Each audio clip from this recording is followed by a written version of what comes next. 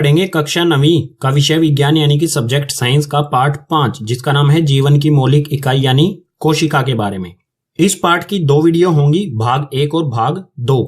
ये भाग 1 है। इस भाग में हम पाठ के सभी विषय यानी कि कंप्लीट चैप्टर पढ़ेंगे और उसे समझेंगे, और जो भाग 2 होगा उसमें हम पढ़ेंगे कुछ इंपॉर्टेंट क्वेश्चंस। तो भाग 1, भाग 2 और साथ ही इस पार्ट के एनसीईआरटी के हल और नोट्स, इन सभी का लिंक आपको नीचे डिस्क्रिप्शन बॉक्स में दिया गया है। पाठ का नाम है जीवन की मौलिक इकाई। तो जीवन की मौलिक इकाई जो है उसे कहा जाता है कोशिका, क्योंकि सभी सजीव चीजें, चाहे वो पेड़ पौधे हो, चाहे मनुष्य हो, चाहे जानवर हो, चाहे कोई सूक्ष्म जीव हो, सभी जो है वो कोशिका से ही बने होते हैं। तो इस कोशिका को सबसे पहले किसने देखा, किस तरह से देखा, इसका नाम कोशिका या फिर इसे इंग्लिश में सेल कहते हैं, इसका नाम कैसे रखा गया, सबसे पहले इसे पढ़ते हैं। यहाँ पर हमें दिया है 1665 में रॉबर्ट हुक ने कॉर्क की पतली काट को खुद के बनाए सूक्ष्मदर्शी से देखा। रॉबर्ट हुक ने कॉर्क का मतलब होता है पेड़ की छाल, जो पेड़ के ऊपर छाल होती है उससे एक पतली सी काट ली, बिल्कुल पतली सी, और उसे सूक्ष्मदर्शी से देखा यानी कि माइक्रोस्कोप से। उनका माइक्रोस्कोप कुछ इस तरह का था। तो जो ये कॉर्क थी इसकी काट को उन्होंने यहां पर रखा और यहां आंख से देखा तो वो कुछ इस प्रकार का दिखाई दिया। यहां पर आप देख सकते हैं ये किस तरह का है, मधुमक्खी के छत्ते जैसा। तो ये मधुमक्खी के छत्ते जैसी उन्हें संरचना दिखाई दी, जिसमें क्या थे, छोटे छोटे कोष्ठ थे। कोष्ठ यानी कि छोटे छोटे कमरे से थे, जैसे मधुमक्खी के छत्ते में होते हैं, जहां से मधुमक्खी निकलती है उनका घर होता है, उसी प्रकार से इसमें भी क्या थे, छोटे छोटे कोष्ठक थे। तो इन्हीं एक कोष्ठक, जो ये छोटा सा आपको एक कोष्ठक दिखाई दे रहा है, इसी को कहा गया कोशिका। कोशिका को इंग्लिश में कहते हैं सेल, और सेल का मतलब होता है एक छोटा कमरा। यहां पर भी ये क्या है, एक छोटा सा कमरा है, इसलिए इसका नाम रखा गया सेल, और हिंदी में इसका नाम रखा गया कोशिका। आगे है, सभी जीव कोशिकाओं से ही बने होते हैं, यह जीवन की मौलिक इकाई है। तो ये मैं बता चुका हूं ऊपर ही, जो भी जीव हैं, चाहे वो पेड़ पौधे हो, इन मनुष्य हो, जानवर हो या सूक्ष्म जीव हो, सभी सजीव चीजें सांस लेती हैं, जो बढ़ती हैं, अपने जैसों को ही जन्म देती हैं, ऐसी सभी चीजें जो हैं वो कोशिकाओं से ही बनी होती हैं। सभी जीव कोशिकाओं से बने होते हैं। जो ये कोशिका है इसका आकार कैसा होता है, अगर कोशिका को माइक्रोस्कोप से देखा जाए तो वो किस प्रकार की हमें दिखाई देगी, इसके बारे में पढ़ते हैं। यहां पर सबसे पहले हम देखेंगे पादप की कोशिकाएं। पादप क्या होता है, पादप का मतलब होता है पेड़ पौधे। तो यहां पर हमें दिया है प्याज की झिल्ली। प्याज जो है वो क्या होता है, पौधों से हमें प्राप्त होता है, ठीक है। तो ये क्या हो जाएगा, पादप। पादप की झिल्ली है यहाँ पर, इसको अगर माइक्रोस्कोप से देखेंगे स्लाइड बनाकर तो इसकी संरचना कुछ इस प्रकार की दिखाई देगी। इसमें ऐसे छोटे छोटे बहुत सारे से ब्लॉक दिखाई देंगे, बहुत सारे ऐसे छोटे छोटे, ये आपस में जुड़े होंगे। इन ब्लॉक्स को ही कहा जाता है कोशिका। तो लाखों करोड़ों कोशिकाएं मिलके एक प्याज का निर्माण करती हैं, ठीक है। ये बहुत सारी कोशिकाएं हैं, यहां पर भी एक कोशिका है, यहां पर भी एक कोशिका है। अगर आप ध्यान से देखेंगे तो सभी कोशिकाओं के अंदर एक काला सा बिंदु है यहां पर बीच में, सभी कोशिकाओं में, इसमें भी है, इसमें भी है, इसमें भी है। जो ये काला बिंदु होता है इसे कहा जाता है केंद्रक, इंग्लिश में इसे कहा जाएगा न्यूक्लियस। और जो ये आपको खाली जगह दिखाई दे रही है, असल में ये खाली नहीं होती है, इसके अंदर होता है कोशिका द्रव्य। कोशिका द्रव के अंदर कोशिका अंग होते हैं, इसके अंदर जो इलेक्ट्रॉन माइक्रोस्कोप से दिखाई देते हैं। वो डायग्राम हमारा लास्ट में आएगा, उसके बारे में भी देखेंगे हम, ठीक है। पादप की कोशिका में एक और एग्जांपल ले लेते हैं। यहाँ पर है पेड़ की पत्ती। अगर कोई पेड़ है उसकी पत्ती से बिल्कुल पतली सी परत निकाल के, झिल्ली निकाल के उसको माइक्रोस्कोप से देखेंगे तो वो कुछ इस प्रकार की हमें दिखाई देगी। इसकी संरचना भी बिल्कुल क्या है, प्याज की झिल्ली की तरह ही है, बिल्कुल मिलती जुलती है। यहाँ पर ये क्या है, एक कोशिका है, इसी प्रकार से यहाँ पर एक कोशिका है, बहुत सारी कोशिकाएं इसी तरह से आपस में जुड़ी हुई हैं। इसमें भी बीच में एक काला सा बिंदु है, ये बिंदु है, ये क्या है, न्यूक्लियस यानी कि केंद्रक, और जो खाली जगह है वहां पर भरा हुआ है कोशिका द्रव्य। ये तो हो गई पादप की कोशिकाएं। अगले पेज पर देखते हैं जंतु कोशिकाएं किस तरह की दिखाई देती हैं। यहां पर दिया है जंतु में अनेक प्रकार की कोशिकाएं। जो जंतु होते हैं उसमें अलग अलग तरह की कई सारी कोशिकाएं होती हैं। तो ये जंतु क्या होता है, जंतु में मानव, हाथी, चींटी, मछली आदि, यानी कि आप भी आ गए और मैं भी आ गया।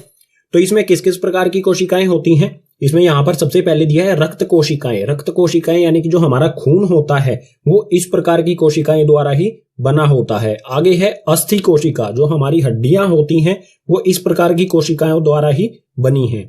आगे है पेशी कोशिका, जो हमारी पेशियां हैं, मसल्स हैं, वो इस तरह की कोशिकाओं से बनी हुई है। इसके बाद है ये अंडाणु, जो कि मादा जनन कोशिका होती है, इस प्रकार की ये दिखाई देती है। आगे है वसा कोशिका। वसा यानी कि जो हमारे शरीर में चर्बी होती है, फैट होता है, वो इस प्रकार की कोशिकाओं द्वारा बना होता है। और ये है शुक्राणु, जो कि नर में जनन कोशिका होती है, तो ये इस प्रकार का होता है। और आखिरी में है तंत्रिका कोशिका, जिसका आकार कुछ इस तरह का होता है। जंतुओं में सबसे बड़ी कोशिका जो होती है वो तंत्रिका कोशिका ही होती है। तो जो जंतु हैं, यानी कि आप हो गए, मैं हो गया, हम सभी जो हैं वो किस तरह की कोशिकाओं से बने हैं? इन्हीं कोशिकाओं से हम बने हुए हैं। कोशिकाओं का आकार और बनावट समझने के बाद आगे है जीवों का वर्गीकरण कोशिकाओं की संख्या के आधार पर। जो जीव हैं, चाहे वो पादप हो चाहे वो जंतु हो, उनको बांटा गया है किस आधार पर? कोशिकाओं की संख्या के आधार पर। यानी कि कुछ ऐसे जीव हैं जो सिर्फ एक कोशिका से ही बने हुए हैं, और कुछ ऐसे जीव हैं जो बहुत सारी लाखों करोड़ों कोशिकाओं से बने हुए हैं। तो कोशिकाओं की संख्या के आधार पर जीवों को दो भागों में बांटा गया है। पहला है इसमें एक कोशिकीय जीव और दूसरा है बहुकोशिकीय जीव। इन दोनों के बारे में पढ़ लेते हैं। शुरू करते हैं एक कोशिकीय जीव से। एक कोशिकीय जीव क्या होते हैं? यह जीव एक कोशिका से बने होते हैं। कोशिका के सभी कार्य एक कोशिका द्वारा किए जाते हैं। इनकी आयु कम होती है। जो एक कोशिकीय जीव होते हैं ये सिर्फ एक कोशिका, एक सेल यानी कि एक कोशिका से ही बने होते हैं। सारा काम जो है वो एक कोशिका ही करती है। और जो एक कोशिकीय जीव होते हैं उनकी आयु यानी कि उम्र जो है वो बिल्कुल कम होती है।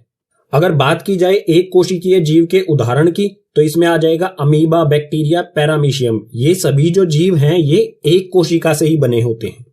अब है बहुकोशिकीय जीव। बहुकोशिकीय जीव क्या होते हैं? यह जीव एक से अधिक विभिन्न कोशिकाओं से बने होते हैं। इनमें कार्य का विभाजन होता है, अलग अलग कोशिका अलग अलग कार्य करती है और इनकी आयु अधिक होती है। जो बहुकोशिकीय जीव हैं ये एक से ज्यादा अलग अलग तरह की कोशिकाओं से बने होते हैं और इनमें कार्य जो है ना, अलग अलग प्रकार की कोशिका अलग अलग प्रकार का कार्य करती है। जैसे रक्त कोशिकाओं का कार्य अलग होता है, अस्थि कोशिका का कार्य अलग होता है। और जो बहुकोशिकीय जीव हैं इनकी आयु जो है वो अधिक यानी कि ज्यादा होती है। बात की जाए बहुकोशिकीय जीव के उदाहरण की, तो मनुष्य, पेड़ पौधे, हाथी, चींटी, ये सारे उदाहरण हो जाएंगे बहुकोशिकीय जीव। आप और मैं भी क्या हैं? बहुकोशिकीय जीव ही हैं। अब हमारे सामने सवाल आता है कि कोशिका किससे बनी होती है, यानी कौन कौन सी चीजें जो हैं वो कोशिका का निर्माण करती हैं या फिर कोशिका को बनाती हैं। तो यहां पर हमें दिया है कोशिका के तीन मुख्य घटक होते हैं। तीन मुख्य चीजें होती हैं जिनसे सभी कोशिकाएं बनी होती हैं, चाहे वो पादप कोशिका हो चाहे वो जंतु कोशिकाएं हो। तो ये तीन चीजें कौन सी हैं? तीनों यहां पर लिखी गई हैं आपके लिए। इसमें पहला है प्लेज्मा झिल्ली, जिसे कोशिका झिल्ली भी कहा जाता है। दूसरा है केंद्रक, जिसे न्यूक्लियस कहा जाता है। और तीसरा है कोशिका द्रव्य। अब ये तीनों चीजें कोशिका में कहां कहां पर होती हैं? तो मान लीजिए हमारी ये एक कोशिका है। सबसे पहला वाला प्लाज्मा झिल्ली। प्लाज्मा झिल्ली जो है ये इसका बाहरी आवरण होता है। बाहरी जो दीवार होती है किसी भी कोशिका की, उसी को कहा जाता है प्लेज्मा झिल्ली। तो ये बाहरी जो दीवार है ये हो गई हमारी प्लेज्मा झिल्ली। दूसरा है केंद्रक। केंद्रक जो है कोशिका के बिल्कुल बीचों बीच होता है, जो गहरा सा होता है। ठीक है, ये गहरा वाला जो बिंदु आपको दिखाई दे रहा है ये है यहां पर केंद्रक। और तीसरा है कोशिका द्रव्य। जो प्लाज्मा झिल्ली, जो ये प्लाज्मा झिल्ली है और जो ये केंद्रक है, इसके बीच में जो आपको ये खाली जगह दिखाई दे रही है ना, असल में ये खाली नहीं है, यहां पर भरा हुआ है कोशिका द्रव्य। और जो हमारा ये केंद्रक है इसको हम इस तरह से भी लिख सकते हैं, या तो इसमें आधा नय का उपयोग कर सकते हैं या फिर इसमें अंकी बिंदी लगा सकते हैं। अब ये कोशिका के तीन जो मुख्य घटक हैं इनको एक एक करके बिल्कुल डिटेल में पढ़ेंगे। तो सबसे पहले शुरू करेंगे हम प्लाज्मा झिल्ली यानी कोशिका झिल्ली से। कोशिका का पहला घटक होता है प्लाज्मा झिल्ली, जिसे कोशिका झिल्ली भी कहते हैं और प्लाज्मा झिल्ली भी कहते हैं। ये कोशिका का बाहरी आवरण होता है। तो इसके बारे में हमें कुछ बिंदु दिए गए हैं, इसको पढ़ लेते हैं बिल्कुल डिटेल में। इसमें सबसे पहला है, यह प्रत्येक कोशिका को दूसरी कोशिका से अलग करती है। कोई भी दो कोशिकाएं होती हैं, एक ये कोशिका मान लीजिए, एक ये कोशिका मान लीजिए, तो इन दोनों कोशिकाओं के बीच में क्या होती है? प्लाज्मा झिल्ली। इन दोनों कोशिकाओं को अलग करने वाली जो झिल्ली है, जो दीवार है, उसी को कहा जाता है प्लाज्मा झिल्ली। दूसरा बिंदु है, यह जंतु तथा पादप दोनों कोशिकाओं में होती है। जो हमारी ये प्लाज्मा झिल्ली है ये जंतु यानी कि मानव या फिर जानवर जो हैं उनकी कोशिकाओं में भी होती है और पादप यानी कि पेड़ पौधों की कोशिकाओं में भी होती है। तीसरा है, यह प्रोटीन व लिपिड से बनी होती है। जो भी ये प्लाज्मा झिल्ली है ये किस चीज से बनी होती है? प्रोटीन से और लिपिड से। अब ये प्रोटीन और लिपिड इसके पास आता कहां से है? तो ये आता है अंतद्रव्य जालिका से। अंतद्रव्य जालिका क्या होती है ये आगे आएगा, उसमें पढ़ेंगे। चौथा है यह वर्णात्मक परागम्य होती है। यह कुछ पदार्थों को ही कोशिका के अंदर व बाहर जाने देती है। वर्णात्मक परागम्य का मतलब होगा इसमें छोटे छोटे जो हैं छेद होते हैं जो कुछ चीजों को अंदर से बाहर आने दे सकती हैं और कुछ चीजों को ही बाहर से अंदर जाने दे सकती हैं। जैसे गैसें हैं, ऑक्सीजन जो है वो अंदर से बाहर आ सकती है या फिर बाहर से अंदर जा सकती है। अब किस स्थिति में वो अंदर जाएगी या किस स्थिति में वो बाहर आएगी, ये सारी चीजें हम आगे पढ़ेंगे। पांचवा बिंदु दिया है हमें, यह लचीली होती है। लचीली यानी कि इसे मोड़ा भी जा सकता है, ये बहुत सॉफ्ट होती है। प्लाज्मा झिल्ली वर्णात्मक परागम्य होती है, यानी कि कुछ चीजें जो हैं बाहर से अंदर जा सकती हैं इसके पार और कुछ अंदर से बाहर आ सकती हैं। तो कौन कौन सी चीजें किस विधि द्वारा इसके अंदर या बाहर जा सकती हैं, ये सारी चीजें देख लेते हैं। तो यहां पर दिया है प्लाज्मा झिल्ली से पदार्थों का संचार या फिर कह सकते हैं हम आवागमन। आवागमन यानी कि अंदर से बाहर जाना, इसको पार करके। तो प्लाज्मा झिल्ली से पदार्थ जो हैं वो दो प्रक्रियाओं द्वारा, दो विधियों द्वारा अंदर या बाहर जा सकते हैं। दो विधियां कौन कौन सी हैं? इसमें पहला है विसरण और दूसरा है परासरण। तो सबसे पहले विसरण को समझ लेते हैं। इस प्रक्रिया के तहत पदार्थ की गति उच्च सांद्रता से निम्न सांद्रता की ओर होती है। विसरण क्या होता है? इसमें पदार्थ जो है वो उच्च सांद्रता, उच्च यानी कि ज्यादा सांद्रता से निम्न सांद्रता की ओर गति करता है। उच्च सांद्रता से निम्न सांद्रता की ओर पदार्थ जाता है। तो आगे हमें दिया है ऑक्सीजन और CO2 यानी कार्बन डाइऑक्साइड विसरण प्रक्रिया द्वारा ही कोशिका झिल्ली के आर पार जाती हैं। विसरण प्रक्रिया के द्वारा क्या होता है? ऑक्सीजन और कार्बन डाइऑक्साइड जो है इस कोशिका के अंदर भी जा सकती हैं और बाहर भी आ सकती हैं। बाहर कब आएंगी? जब अंदर की सांद्रता अधिक होगी। और अंदर कब जाएंगी? जब बाहर की सांद्रता अधिक होगी। अब सांद्रता क्या होता है ये आप कमेंट बॉक्स में बिल्कुल मत लिखना, क्योंकि पार्ट 2 में आपको पढ़ाया गया है सांद्रता क्या होता है, कैसे निकाला जाता है। दूसरी विधि है परासरण। परासरण क्या होता है? इस प्रक्रिया के तहत द्रव पदार्थ की गति उच्च सांद्रता से निम्न सांद्रता की ओर होती है। बिल्कुल विसरण की तरह ही है ये परासरण। विसरण में क्या होता है? गैसें जो हैं उच्च सांद्रता से निम्न सांद्रता की ओर जाती हैं और परासरण में जो है वो द्रव पदार्थ, द्रव यानी कि कोई तरल पदार्थ जो है वो उच्च सांद्रता से निम्न सांद्रता की ओर जाता है। आगे दिया है जल परासरण प्रक्रिया द्वारा ही कोशिका झिल्ली के आर पार जाता है। जैसे ऑक्सीजन और कार्बन डाइऑक्साइड जाती है, बिल्कुल उसी प्रकार से उच्च सांद्रता से निम्न सांद्रता की ओर जल जो है इसके अंदर भी जा सकता है और इसके बाहर भी आ सकता है। अगर अंदर की सांद्रता ज्यादा होगी तो जल बाहर आएगा और बाहर की सांद्रता ज्यादा होगी तो जल अंदर जाएगा। अब जो जल का संचार होता है यानी कि आवागमन होता है, अंदर जाना या बाहर आना, तो ये कब होगा? और जल अंदर जाएगा तो वो कौन सा विलयन होगा? जल बाहर जाएगा तो वो कौन सा विलयन होगा? इसको समझ लेते हैं आगे वाले पेज पर। मान लीजिए हमारे पास ये एक बीकर है, इसके अंदर हमने एक जलीय विलयन लिया। जलीय विलयन के अंदर हमने एक कोशिका को डाल दिया। अब ये जो जल है ये कोशिका के अंदर जाएगा या कोशिका से बाहर आएगा? और अगर जल अंदर जाएगा या जल कोशिका से बाहर आएगा तो कोशिका के आकार पर क्या फर्क पड़ेगा? जो ये विलयन है इसमें से जल अंदर जाएगा तो इस विलयन को क्या नाम दिया जाएगा? और जो जल है अगर कोशिका से बाहर आएगा तो उस विलयन को क्या नाम दिया जाएगा? इन सब चीजों को समझ लेते हैं। तो यहां पर है सांद्रता के अनुसार विलयन के प्रकार। जो ये विलयन लिया है हमने, इसमें इसकी सांद्रता के अनुसार विलयन के 3 प्रकार होते हैं। कौन कौन से? अति परासरण दाबी विलयन, दूसरा है समपरासारी विलयन और तीसरा है अल्प परासरण दाबी विलयन। तो इन तीनों को एक एक करके समझ लेते हैं। अति परासरण दाबी विलयन, इस विलयन में क्या होता है? कोशिका के अंदर की सांद्रता बाहर की सांद्रता से अधिक है तो कोशिका के अंदर से जल निकल जाता है और कोशिका सिकुड़ जाती है। ये एक कोशिका है, इसमें क्या होता है? कोशिका के अंदर की सांद्रता जो है वो ज्यादा होती है, यानी कि कोशिका के अंदर अधिक मात्रा में जल है और बाहर जो है सांद्रता जल की कम है। अगर अंदर ज्यादा है तो अंदर से जो जल है वो बाहर की तरफ निकलेगा और इस स्थिति में जल अगर कोशिका से बाहर निकलेगा तो इसका आकार जो है वो छोटा हो जाएगा या फिर हम कह सकते हैं कोशिका जो है वो सिकुड़ जाती है। तो किसी विलयन में हम कोशिका को डालें और कोशिका से जल बाहर निकल जाए या फिर कोशिका का आकार छोटा हो जाए तो उस विलयन को कहेंगे हम अति परासरण दाबी विलयन। इसी प्रकार से दूसरा है समपरासारी विलयन। समपरासारी विलयन क्या होता है? जब कोशिका के अंदर व बाहर की सांद्रता समान हो तो कोशिका के आकार में कोई परिवर्तन नहीं आता। कोशिका के अंदर और कोशिका के बाहर जल की सांद्रता जो है वो समान है यानी कि बराबर है, तो जल अंदर तो जाएगा, जितना जल अंदर जाएगा उतना ही जल जो है बाहर आ जाएगा, क्योंकि सांद्रता क्या है? बराबर है। तो जो कोशिका का आकार है उसमें कोई भी परिवर्तन नहीं आएगा, आकार बिल्कुल ऐसा का ऐसा रहेगा। इसमें तीसरा है अल्प परासरण दाबी विलयन।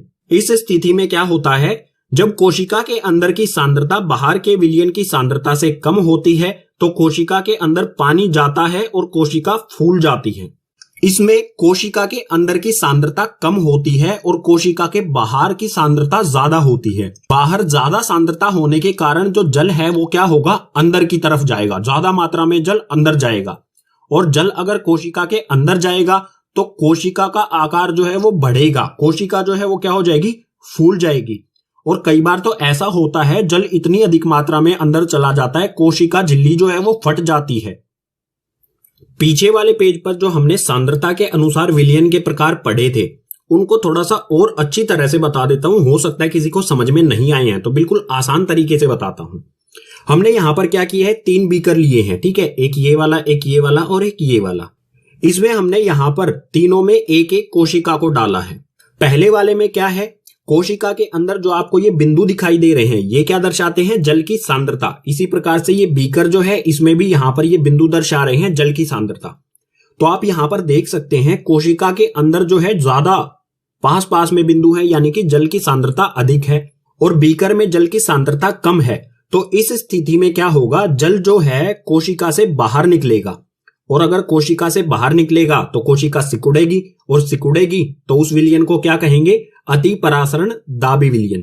इसी प्रकार से दूसरा वाला ये बीकर है, इसमें आप देख सकते हैं जितने बिंदुओं के बीच की दूरी यहां पर है उतनी ही कुछ यहां पर बीकर में भी है। इस स्थिति में जल बाहर तो निकलेगा लेकिन वापस बीकर से जल अंदर भी आ जाएगा कोशिका में। तो इस प्रकार के विलयन को कहा जाता है समपरासारी विलयन। इस विलयन में कोशिका का आकार परिवर्तित नहीं होता है, ऐसा का ऐसा रहता है। और तीसरे बीकर में आप देख सकते हैं जो कोशिका है इसके अंदर जल की सांद्रता कम है और बाहर जल की सांद्रता ज्यादा है, तो जल जो है वो चारों तरफ से इसके अंदर जाएगा और जल अगर अंदर गया तो कोशिका क्या होगी? फूल जाएगी और हो सकता है कोशिका फट भी जाए। इस प्रकार के विलयन को कहा जाएगा अल्प परासरण दाबी विलयन। अब यहां पर सवाल आता है जल की सांद्रता कम या ज्यादा कैसे की जा सकती है? जल की सांद्रता जो है उसमें नमक घोलकर कम की जा सकती है। अगर अधिक मात्रा में नमक या चीनी हम उसमें घोल देंगे तो जल की सांद्रता कम हो जाएगी। ये जो क्रियाकलाप हमने यहां पर किया है 3 बीकर वाला, ये आप घर पर भी कर सकते हैं। कैसे करेंगे? कोशिका बीकर की जगह आप गिलास ले सकते हैं और सांद्रता को प्रभावित मैंने बता दिया कैसे कर सकते हैं, नमक या उसमें चीनी डालकर जल में। और कोशिका की जगह आप एक किशमिश ले सकते हैं या फिर एक अंडा ले सकते हैं। अब प्लाज्मा झिल्ली से ही संबंधित एक और विषय आता है जो है कोशिका भित्ति। कोशिका भित्ति क्या होती है? बिल्कुल आसान तरीके से समझा देता हूं पहले, उसके बाद ये सभी बिंदु हम पढ़ेंगे। हमने पीछे इस तरह की कोशिका बनाई थी उदाहरण के तौर पर, तो ये बाहर वाली जो है ये क्या है? प्लाज्मा झिल्ली। प्लाज्मा झिल्ली के बाहर एक और झिल्ली होती है इस प्रकार से, जैसे ये मैं बना रहा हूं, ये प्लाज्मा झिल्ली के बाहर की तरफ एक और झिल्ली है। इसी बाहर वाली झिल्ली को कहा जाता है कोशिका भित्ति। अब पढ़ते हैं इन सभी बिंदुओं को।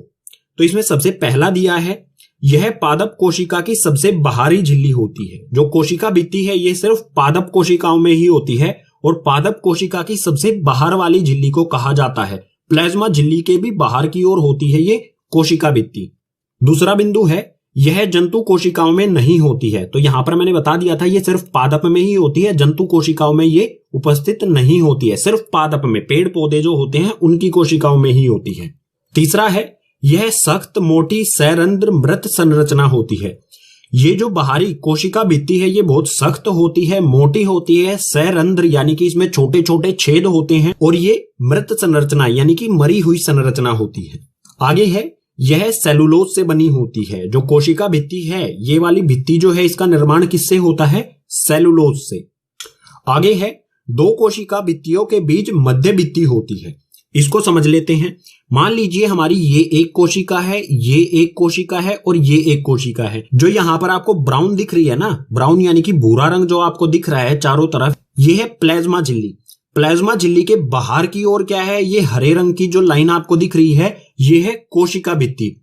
और आप देखेंगे कि इस वाली कोशिका और इस वाली कोशिका, जो कोशिका भित्ति हैं, उनके बीच में यहां पर एक लाल से रंग की या फिर ऑरेंज से कलर की एक अलग से संरचना है। इन दोनों भित्तियों के बीच में क्या है, एक मध्य भित्ति होती है कि ये ऑरेंज वाली जो है, ये सभी कोशिका भित्तियों के बीच में होती है, जिसे मध्य भित्ति कहते हैं। कोशिका भित्ति के साथ ही प्लाज्मा झिल्ली के सभी विषय हो जाते हैं कंप्लीट। अगले पेज से पढ़ेंगे कोशिका का दूसरा घटक यानी कि केंद्रक के बारे में। कोशिका का दूसरा मुख्य घटक होता है केंद्रक, जिसे इंग्लिश में न्यूक्लियस भी कहा जाता है, और केंद्रक को कोशिका का हेडक्वार्टर भी कहा जाता है।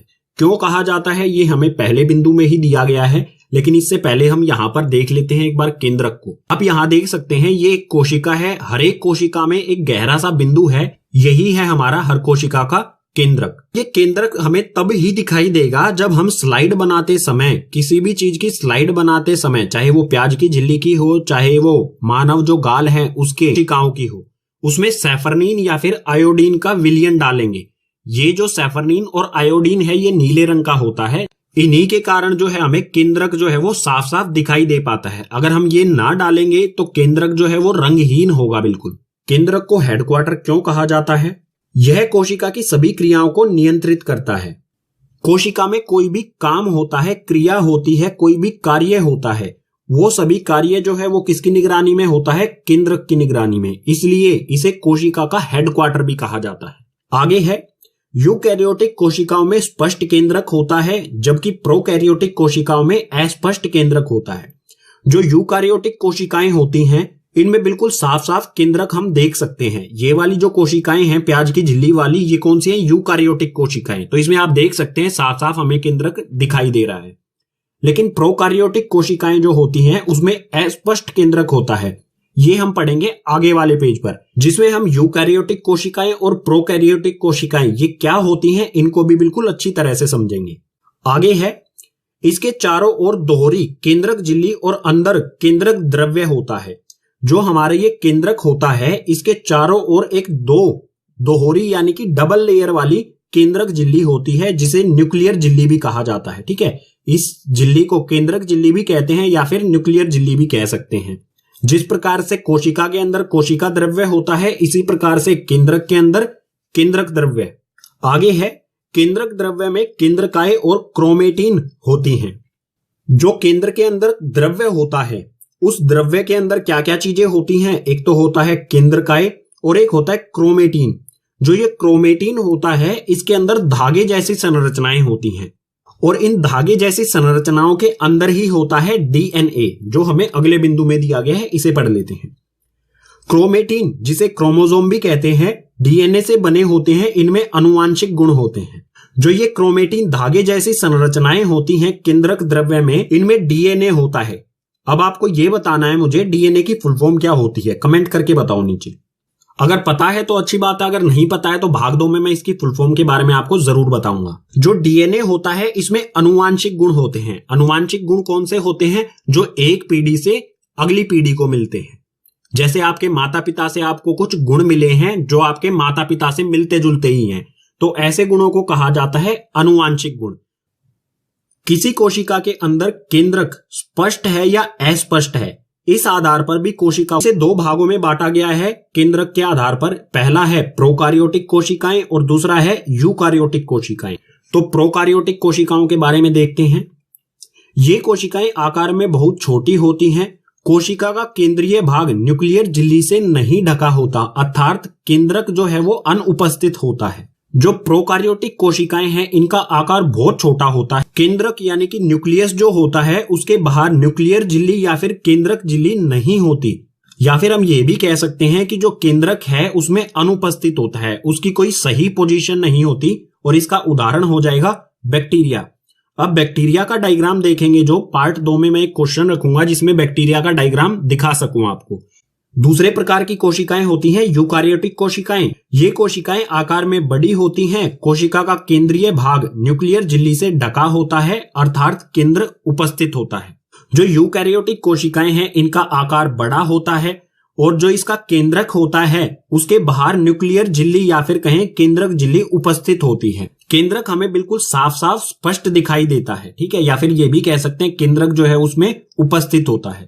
अगर बात की जाए यूकारियोटिक कोशिकाओं के उदाहरण के बारे में तो इसके उदाहरण हो जाएंगे अमीबा, पादप कोशिकाएं और जंतु कोशिकाएं। अब है कोशिका का तीसरा मुख्य घटक यानी कि कोशिका द्रव्य। कोशिका द्रव्य को इंग्लिश में साइटोप्लाज्म कहते हैं। जो कोशिका द्रव्य होता है ये दो चीजों से बना होता है, एक तो सिस्टोल और दूसरा है कोशिका अंगक। अब ये दोनों चीजें क्या होती हैं? सबसे पहले सिस्टोल को पढ़ लेते हैं। यह जलीय द्रव होता है, इनमें अनेक प्रकार के प्रोटीन होते हैं। सिस्टोल जो है ये बिल्कुल जल की तरह होता है और इसमें बहुत सारे प्रोटीन होते हैं। और दूसरा है इसमें कोशिका अंगक। कोशिका अंगक क्या होते हैं? यह कोशिका के अंग होते हैं जो कोशिका के लिए विभिन्न कार्य करते हैं। जैसे हमारे शरीर में अलग अलग प्रकार के अंग होते हैं, लीवर होता है, किडनी होता है, हार्ट होता है, इसी प्रकार से कोशिका के भी अंग होते हैं जिन्हें कोशिका अंगक कहते हैं। जैसे हमारे शरीर के अंग हमारे शरीर के लिए कार्य करते हैं अलग अलग, उसी प्रकार से कोशिका अंगक भी जो है वो कोशिका के लिए अलग अलग कार्य करते हैं। तो कौन कौन से कोशिका अंगक होते हैं कोशिका द्रव्य में? तो कुल 6 होते हैं जो यहां पर आपके लिए लिखे गए हैं। इसमें पहला है अंतद्रव्यी जालिका, दूसरा है गोल्जी उपकरण, तीसरा है लाइसोसोम, चौथा है माइटोकॉन्ड्रिया, पांचवा है प्लास्टिड और छठा है रसधानियां। अब जो ये 6 कोशिका अंगक हैं इनको एक एक करके बिल्कुल अच्छी तरह से पढ़ेंगे, लेकिन उससे पहले कोशिका में देख लेते हैं कि ये अंतद्रव्यी जालिका या गोल्जी उपकरण, ये जो भी कोशिका अंगक हैं ये कहां पर उपस्थित होते हैं किसी भी कोशिका के अंदर। पहले देखते हैं पादप कोशिका के अंदर ये अंगक कहां पर होते हैं। जो भी कोशिका के अंगक होते हैं वो कोशिका में कहां कहां पर उपस्थित होते हैं, किस किस तरह का उनका आकार होता है, ये सारी चीजें देख लेते हैं। तो सबसे पहले देखते हैं पादप कोशिका में। यहां पर हमें ये जो दिया गया है ये क्या है? एक पादप कोशिका है। अब आप कहेंगे कि प्याज जो है वो भी क्या है? एक पादप है और उसकी कोशिकाएं तो इस तरह की हैं। ये दोनों अलग कैसे हैं? ये जो प्याज की झिल्ली की हमने संरचना देखी, ये देखी है हमने कंपाउंड माइक्रोस्कोप से, जिसकी क्षमता कम होती है।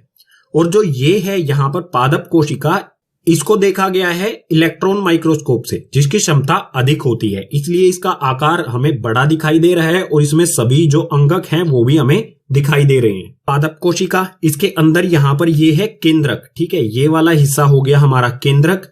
केंद्रक के बाहर की जो परत है, बाहर की जो झिल्ली है वो क्या है?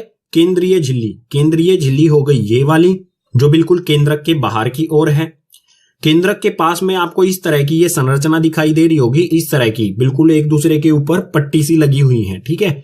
तो ये है यहाँ पर ये गोल्जी उपकरण।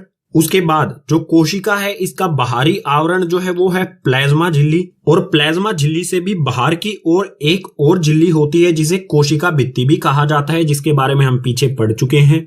उसके बाद नीचे की ओर आएंगे तो यहाँ पर आपको रोड की तरह एक स्ट्रक्चर दिखाई दे रहा है, संरचना दिखाई दे रही है, ये है माइटोकॉन्ड्रिया। माइटोकॉन्ड्रिया जो है इसमें कई जगह पर है, यहाँ पर भी है, एक यहाँ पर भी है और एक यहाँ पर भी है। उसके बाद आप यहाँ पर देखेंगे तो ये क्या है? एक प्लास्टिड है। प्लास्टिड भी जो है कोशिका में कई जगह पर है, यहाँ पर भी है, यहाँ पर भी है, यहाँ पर भी, यहाँ पर भी और यहाँ पर भी। प्लास्टिड के बाद यहाँ पर आपको एक छोटी सी गोली सी दिखाई दे रही होगी, जो ये छोटी सी गेंद की तरह है, ये क्या है? एक लाइसोसोम है। जो केंद्रक है इसके पास में कुछ इस तरह की संरचना आपको दिखाई दे रही होगी, इस तरह की। ये क्या है? अंतद्रव्यी जालिका। ये दो तरह की होती है, एक तो खुरदरी अंतद्रव्यी जालिका और एक होती है चिकनी अंतद्रव्यी जालिका। खुरदरी अंतद्रव्य जालिका वो है जिसपे राइबोसोम्स चिपके होते हैं। तो ये न्यूक्लियस के पास वाली ये वाली जो अंतद्रव्य जालिका है ये क्या है? खुरदरी अंतद्रव्य जालिका। जो न्यूक्लियस से दूर होती है ये है चिकनी अंतद्रव्य जालिका। तो हमने पादप कोशिकाओं में सभी अंगकों को देखा, किस प्रकार से इनका आकार है और कहां पर होते हैं। एक रह गया, जो ये बीच में खाली जगह दिखाई दे रही है ना आपको, ये है रसधानियां, जो बिल्कुल बीच में मैंने यहाँ पर लिख दिया है। पादप कोशिकाओं में रसधानियां बड़ी होती हैं। तो पादप कोशिकाओं में हमने सभी अंगकों को देख लिया। बिल्कुल इसी तरह से अगले पेज पर जंतु कोशिकाओं में भी देख लेते हैं कौन से अंग कहां कहां पर उपस्थित होते हैं। ये है यहाँ पर जंतु कोशिका, इसे भी इलेक्ट्रॉन माइक्रोस्कोप से देखा गया है। तो इसमें सबसे पहले यहाँ पर है ये जो बॉल जैसी संरचनाएं आपको दिखाई दे रही हैं, ये है लाइसोसोम। बिल्कुल बाहर वाली जो झिल्ली होती है वो होती है प्लाज्मा झिल्ली। उसके बाद यहाँ पर आप देख सकते हैं कुछ इस प्रकार की संरचनाएं जो आपने पीछे वाले पादप कोशिकाओं में भी देखी थी। ये यहाँ पर गोल्जी उपकरण, और बिल्कुल इसके बीच में यहाँ पर ये जो बैंगनी से रंग का आपको दिखाई दे रहा है, ये क्या है, केंद्रक। और केंद्रक के चारों ओर जो है वो क्या है, केंद्रीय झिल्ली है। ये बाहर की ओर, केंद्र के बाहर की ओर केंद्रीय झिल्ली, जिसे न्यूक्लियर झिल्ली भी कहते हैं। उसके बाद आपको यहाँ पर ये दिखाई दे रहा है, ये क्या है, एक माइटोकॉन्ड्रिया। माइटोकॉन्ड्रिया यहाँ पर भी क्या है, एक से ज्यादा है, एक यहाँ पर है, एक यहाँ पर है, यहाँ पर भी है और यहाँ पर भी है। माइटोकॉन्ड्रिया के बाद न्यूक्लियस के चारों ओर आप देख सकते हैं अंतद्रव्यी जालिका, जिस पर राइबोसोम्स चिपके हुए हैं, वो है हमारी ये खुरदरी अंतद्रव्यी जालिका। और कुछ ऐसे हैं जिन पर कुछ भी चिपका नहीं हुआ है, जैसे ये है, तो ये हो जाएगी चिकनी अंतद्रव्यी जालिका।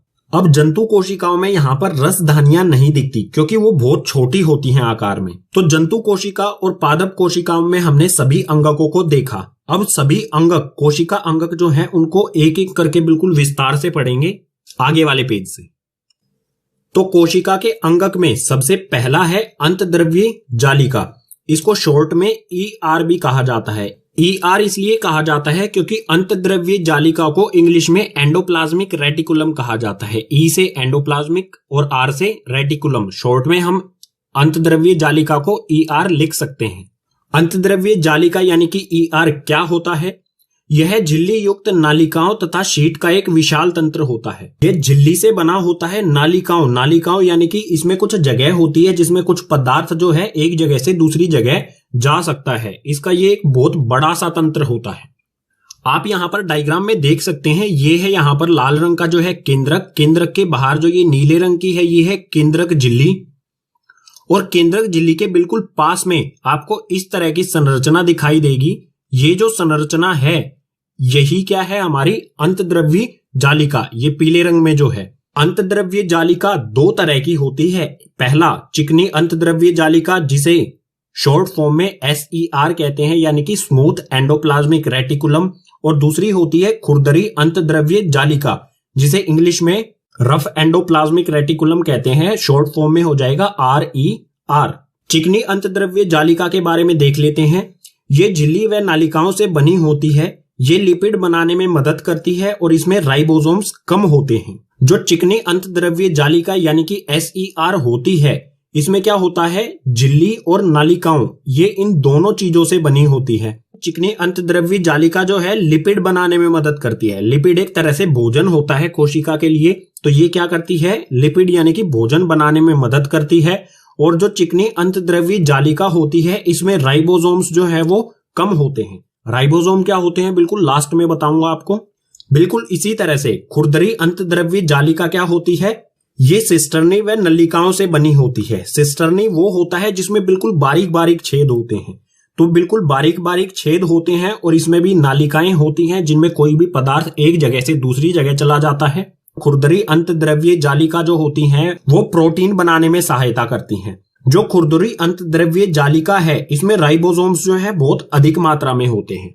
अब राइबोसोम्स आप कैसे देख सकते हैं, देखो ये जो जालिका है, अंतद्रव्यी जालिका है, इसके ऊपर आपको पीले पीले से गोल गोल बिंदु से आपको दिखाई दे रहे होंगे, यही है इसमें राइबोसोम्स। तो ये वाली कौन सी जालिका हो जाएगी, खुरदरी अंतद्रव्यी जालिका, क्योंकि इस पे बहुत सारे राइबोसोम्स हैं। अंतद्रव्यी जालिका को समझने के बाद अब है अंतद्रव्यी जालिका के कार्य। इसमें सबसे पहला है, यह कोशिका द्रव्य तथा केंद्रक के बीच परिवहन का कार्य करती है। कोई भी पदार्थ कोशिका द्रव्य से अगर केंद्रक में जाना हो या केंद्रक से कोशिका द्रव्य में आना हो, तो उसे पहुंचाने का कार्य कौन करता है, अंतद्रव्यी जालिका। दूसरा है, यह जैव रसायन क्रियाओं के लिए स्थान उपलब्ध कराती है। कोशिका के अंदर बहुत सी रासायनिक क्रियाएं होती हैं, तो ज्यादातर रासायनिक क्रियाएं जो हैं, उनको स्थान कौन उपलब्ध कराता है, अंतद्रव्यी जालिका। यानी कि ज्यादातर रासायनिक क्रियाएं जो हैं वो किसके अंदर होती हैं, अंतद्रव्यी जालिका के अंदर ही होती हैं। आगे है, यह वसा स्टीरॉयड कोलेस्ट्रॉल के पाचन में मदद करती है। जो भी कोशिका के अंदर वसा यानी कि फैट, स्टीरॉयड या कोलेस्ट्रॉल होता है, ये हानिकारक चीजें होती हैं, तो इन तीनों चीजों का पाचन करने में मदद करती है। पाचन यानी कि इन तीनों चीजों को ये खत्म कर देती है। इसके बाद है, यह कोशिका में विष तथा दवा को खत्म करने में मदद करती है। कोशिका में किसी भी तरह का विष यानी कि जहर जो होता है या फिर कोई हानिकारक दवा है तो उसे भी खत्म करने का काम होता है अंतद्रव्य जालिका का। अब यहां पर हमें 2 लाइनें और दी गई हैं, इन्हें और समझ लेते हैं। कुछ प्रोटीन तथा लिपिड से कोशिका झिल्ली का निर्माण किया जाता है। इस निर्माण प्रक्रिया को बायोजेनाइसिस कहा जाता है। जो अंतद्रव्य जालिका है इसमें जो प्रोटीन बनते हैं, कुछ प्रोटीन और लिपिड को जो है वो कोशिका झिल्ली यानी कि बिल्कुल सेल कोशिका के बाहर की ओर भेजा जाता है, जिससे कोशिका झिल्ली बनती है। और इस कोशिका झिल्ली बनने की प्रक्रिया को ही कहा जाता है बायोजेनाइसिस। कोशिका का दूसरा अंगक है गोल्जी उपकरण। ये क्या होता है? यह पतली झिल्ली युक्त पुटिकाओं का समूह है। पुटिकाएं एक दूसरे के ऊपर समांतर होती हैं, जिसे कुंडिका कहते हैं। गोल्जी उपकरण कुछ इस तरह का होता है। इसमें जो आपको ये लाइन सी दिख रही है ना, इस तरह से आपको लाइन सी दिख रही है, ये क्या है? इसमें पुटिकाएं हैं। पुटिकाओं के बाहर एक झिल्ली है, पतली सी झिल्ली वाली, इसमें पुटिकाएं हैं। और ये पुटिकाएं जो है आपस में एक दूसरे के क्या है, यहां पर आप देख सकते हैं समांतर हैं। और इन्हीं समांतर पुटिकाओं को कुंडिका कहा जाता है। और ये कुंडिकाएं मिलके गोल्जी उपकरण का निर्माण करती हैं। इसका नाम थोड़ा अजीब सा है, गोल्जी उपकरण, जो कि एक साइंटिस्ट के नाम पर ही रखा गया है। अब है कार्य, यानी कि गोल्जी उपकरण के क्या क्या कार्य होते हैं। तो इसमें सबसे पहला है ER यानी कि एंडोप्लाज्मिक रेटिकुलम, अगर हिंदी में कहें तो अंतद्रव्य जालिका। अंतद्रव्य जालिका में संश्लेषित पदार्थ को यह पैक करते हैं। जो ER यानी कि अंतद्रव्य जालिका में प्रोटीन या फिर लिपिड का निर्माण होता है, वो लिपिड या फिर प्रोटीन को भेज देते हैं गोल्जी उपकरण में। गोल्जी उपकरण का काम क्या होता है? जो भी इसके पास भेजा गया है अंतद्रव्य जालिका से, उसको यह पैक कर देती है। पैक करने के बाद उस लिपिड या फिर प्रोटीन को कोशिका के अलग अलग अंगों तक भेजती है, जहां पर जितनी जरूरत होती है उस हिसाब से सभी जगहों पर कोशिकाओं में ये भेज देती है। आगे है लाइसोसोम का निर्माण। गोल्जी उपकरण जो है ये लाइसोसोम का निर्माण भी करते हैं। अब लाइसोसोम क्या होता है ये आगे आएगा, वहां पर इसे डिटेल में पढ़ेंगे। तो अभी आप इतना ही याद रखें कि गोल्जी उपकरण जो है वो लाइसोसोम का निर्माण भी करते हैं। उसके बाद है यह पदार्थ को पुटिकाओं में संचित तथा रूपांतरित भी करते हैं। जो भी पदार्थ गोल्जी उपकरण के पास आता है उस पदार्थ को ये इन पुटिकाओं में संचित यानी कि स्टोर कर लेते हैं, इकट्ठा कर लेते हैं और उनको रूपांतरित भी कर सकते हैं। कोशिका का तीसरा अंगक है लाइसोसोम। लाइसोसोम को आत्मघाती थैली भी कहा जाता है। तो लाइसोसोम क्या होते हैं? गोल्जी उपकरण द्वारा इसका निर्माण होता है। इसमें बहुत शक्तिशाली पाचनकारी एंजाइम होते हैं। आपको पीछे वाले पेज पर ही बताया गया था लाइसोसोम का निर्माण कौन करता है? गोल्जी उपकरण। जो लाइसोसोम होते हैं इसमें बहुत पावरफुल, शक्तिशाली यानी कि पावरफुल पाचनकारी एंजाइम होते हैं, जो किसी के भी संपर्क में आते ही उसको पचा लेते हैं, बिल्कुल खत्म कर देते हैं, नष्ट कर देते हैं। अब देखते हैं लाइसोसोम के कार्य। तो लाइसोसोम का पहला और मुख्य कार्य क्या होता है? ये कोशिका को साफ करते हैं। कोशिका में कुछ भी अपशिष्ट पदार्थ है, कचरा है किसी भी तरह का, चाहे वो अंगक का कोई पुराना हिस्सा हो, उन सबको साफ करने का काम जो है वो लाइसोसोम का होता है। आगे दिया है ये कोशिका अंगक के टूटे फूटे भागों को पाचित करते हैं। कोशिका में जो भी अंगक होते हैं उसके पुराने वाले जो हिस्से, टूटे फूटे हिस्से जो होते हैं, उनको पाचित करते हैं या फिर उनको कोशिका से बाहर निकाल देते हैं। उसके बाद है कोशिका को नुकसान पहुंचाने वाले पदार्थों का पाचन भी करते हैं। कोई भी ऐसा पदार्थ है जो कोशिका को नुकसान पहुंचा सकता है, चाहे वो बाहर से आने वाला पदार्थ हो या कोशिका के अंदर ही कोई ऐसा पदार्थ हो, उन सभी पदार्थों का पाचन यानी कि खात्मा कर देता है लाइसोसोम। खात्मा क्यों कर पाता है ये? क्योंकि इसमें बहुत शक्तिशाली पाचनकारी एंजाइम होते हैं। अब लाइसोसोम से संबंधित ही आपके लिए एक प्रश्न है। मैंने शुरू में कहा था लाइसोसोम को आत्मघाती थैली कहा जाता है, तो आपके लिए यहां पर एक प्रश्न लिखा गया है, लाइसोसोम को आत्मघाती थैली क्यों कहा जाता है? ये आप कमेंट करके नीचे बताएं। अगर आपको आता है तो बहुत अच्छी बात है, अगर नहीं आता है तो पार्ट 2 में इसका उत्तर मैं आपको दूंगा। कोशिका का चौथा अंगक है माइटोकॉन्ड्रिया। माइटोकॉन्ड्रिया को कोशिका का पावर हाउस भी कहा जाता है और कोशिका का बिजली घर भी कहा जाता है। क्यों कहा जाता है? क्योंकि माइटोकॉन्ड्रिया जो है वो कोशिका को सभी तरह की ऊर्जा प्रदान करता है। तो माइटोकॉन्ड्रिया के बारे में हमें यहां पर दिया है, ये केवल यूकार्योटिक कोशिकाओं में ही उपस्थित होते हैं। यह दोहरी झिल्ली से बना होता है। बाहरी झिल्ली छिद्रित होती है और भीतरी झिल्ली वलित होती है। माइटोकॉन्ड्रिया जो है वो सिर्फ यूकार्योटिक कोशिकाओं में ही होता है। माइटोकॉन्ड्रिया में दो झिल्लियां होती हैं। बाहर वाली झिल्ली जो है वो छिद्रित होती है, यानी कि इसमें छोटे छोटे छेद होते हैं, और जो भीतर वाली झिल्ली, अंदर वाली झिल्ली होती है वो वलित यानी कि फोल्ड होती है, कुछ तह सी लगी होती है, कुछ इस तरह से। ये जो संरचना मैंने बनाई है ये क्या है, वलित है। कुछ इसी प्रकार से अंदर वाली इसकी झिल्ली होती है माइटोकॉन्ड्रिया की। माइटोकॉन्ड्रिया का डायग्राम भी कई बार एग्जाम में पूछा गया है। तो इसकी संरचना कुछ इस प्रकार से होती है। जो लाल वाली आपको यहाँ पर ये दिख रहा है चारों तरफ, ये है इसकी बाहरी झिल्ली। इस पर आप देख सकते हैं यहाँ पर कुछ गहरे गहरे से बिंदु लगे हुए हैं। ये है इसमें बिल्कुल छोटे छोटे छिद्र यानी कि छेद। उसके बाद है ये अंदर वाली भीतरी झिल्ली, जो है किस तरह की है, सफेद से रंग की नहीं है, कुछ इस तरह से है, फोल्ड है आपस में। इस झिल्ली को कहा जाता है भीतरी झिल्ली। भीतरी झिल्ली के अंदर आप देखेंगे यहाँ पर आपको कुछ इस तरह की संरचना दिखाई दे रही होगी। ये क्या है, ये है माइटोकॉन्ड्रिया का खुद का डीएनए। और जो आपको ये पीला सा बिंदु दिखाई दे रहा है ये है इसका खुद का राइबोसोम। माइटोकॉन्ड्रिया को किसी भी तरह की ऊर्जा की आवश्यकता या फिर किसी भी तरह के प्रोटीन की जरूरत नहीं होती है बाहर से। ये सभी तरह का निर्माण जो है अपने लिए खुद करता है। अब आगे वाले पेज पर देख लेते हैं माइटोकॉन्ड्रिया के क्या क्या कार्य होते हैं। तो यहां पर है माइटोकॉन्ड्रिया के कार्य। माइटोकॉन्ड्रिया का सिर्फ एक ही कार्य है, वो क्या है, इसका मुख्य कार्य ऊर्जा को एटीपी के रूप में जमा करना है। माइटोकॉन्ड्रिया ऊर्जा को एटीपी के रूप में जमा करके रखता है। जब जरूरत होती है उसको अलग अलग कोशिकाओं को भेजता रहता है। और ये एटीपी होता क्या है, एटीपी होता है एंडिनोसाइन ट्रीफॉस्फेट। इसको हिंदी में भी एंडिनोसाइन ट्रीफॉस्फेट ही कहा जाएगा। इसमें हमें आगे यहां पर एक बिंदु और दिया गया है। माइटोकॉन्ड्रिया का अपना डीएनए और राइबोसोम होते हैं, जो मैं आपको पीछे वाले पेज पर ही बता चुका हूं, डायग्राम में दिखा भी चुका हूं। कोशिका का पांचवां अंगक है प्लेस्टिड। प्लेस्टिड को लवक भी कहा जाता है। लवक का मतलब होता है रंग। तो प्लेस्टिड क्या होता है, ये केवल पादप कोशिकाओं में होते हैं। इनका अपना डीएनए और राइबोसोम होते हैं। जो प्लेस्टिड हैं ये सिर्फ पादप यानी कि पेड़ पौधों की कोशिकाओं में ही होता है और इनका अपना खुद का डीएनए और राइबोसोम होता है माइटोकॉन्ड्रिया की तरह ही। आगे है प्लेस्टिड 3 प्रकार के होते हैं और वो कौन कौन से हैं।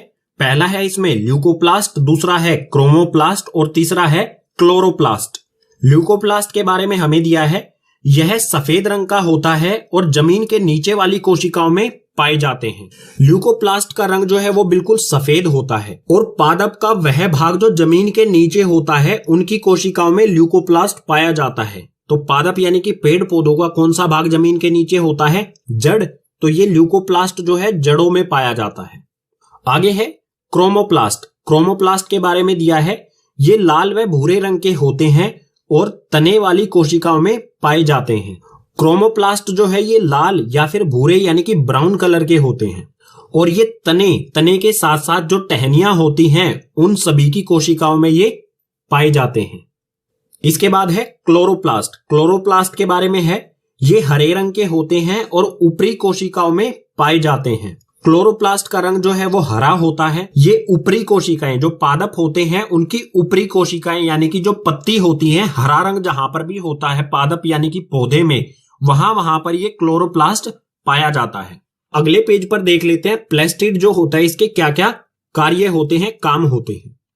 तो यहां पर है प्लेस्टिड के कार्य। प्लेस्टिड अलग अलग प्रकार का होता है, तो उन अलग अलग प्रकार के प्लेस्टिड क्या क्या काम करते हैं। तो यहां पर है क्रोमोप्लास्ट और क्लोरोप्लास्ट, इन दोनों के क्या कार्य होते हैं।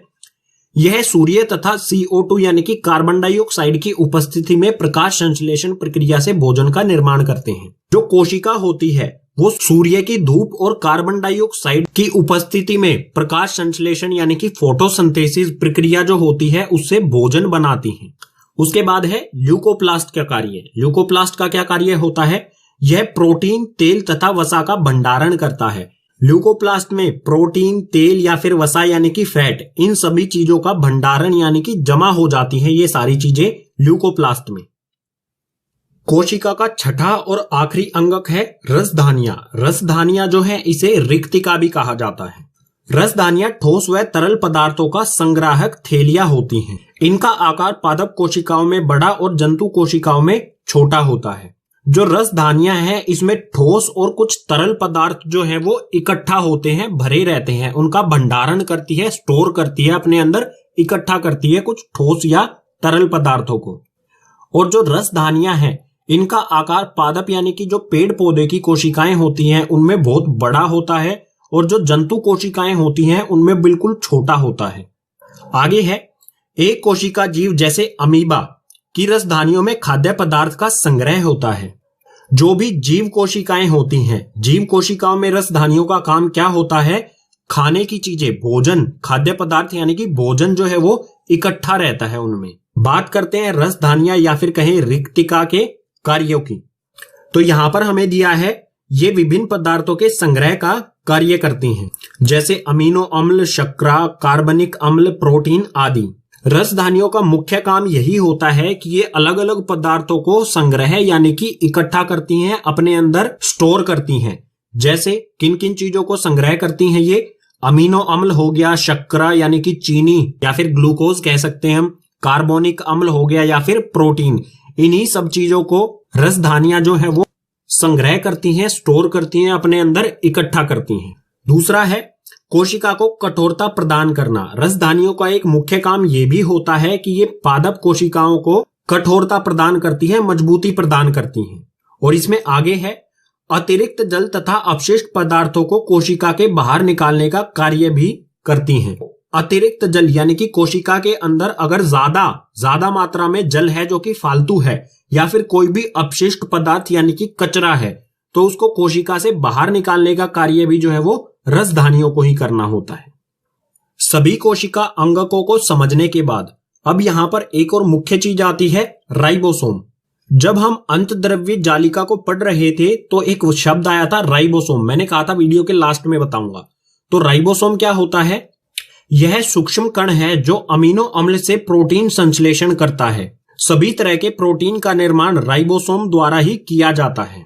जो राइबोसोम है ये बिल्कुल छोटा सा कण होता है जो अमीनो अम्ल से प्रोटीन का निर्माण करता है। प्रोटीन चाहे किसी भी तरह का हो, वो सभी प्रोटीन जो है वो किस में बनता है? राइबोसोम में ही बनता है।